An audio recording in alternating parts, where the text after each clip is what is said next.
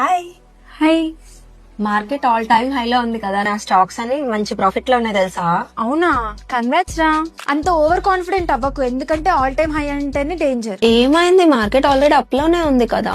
అదే అనుకుని చాలా మంది లాస్ అయ్యారు తెలుసా. గుర్తుందా కోవిడ్ టైమ్? ఆ టైంలో అయితే ఒకేసారి మార్కెట్ చాలా పీక్ వెళ్ళింది, వెంటనే ఫాల్ అయిపోయింది. 23 days లో 34% డౌన్ అయిపోయింది. అవునా, రీసెంట్ గా ఏమైనా జరిగాయా మరి?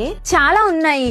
2022 లో అయితే రష్యన్ ఉక్రెయిన్ వార్ జరుగుతున్నప్పుడు మార్కెట్స్ అన్ని 20% క్రాష్ అయిపోయాయి. 2023 లో అయితే Silicon Valley Bank overnight లో కొలాప్స్ అయిపోయింది. ఆల్ టైమ్ హై అంటే ఇప్పుడు రిస్కీ అన్నట్లా?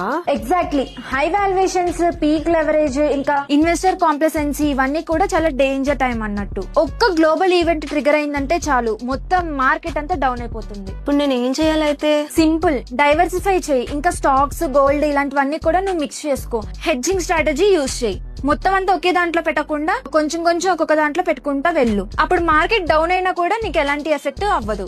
ఓకే, ఇప్పుడు నాకు అర్థమైంది రిస్క్ మేనేజ్మెంట్ అనేది చాలా ఇంపార్టెంట్ అనేది. ఎగ్జాక్ట్లీ. సడన్ గా మన మార్కెట్ ఒక్కోసారి డౌన్ అవుతూ ఉంటుంది, వాటన్నిటికి కూడా నువ్వు ప్రిపేర్ అవ్వి ఉండాలి.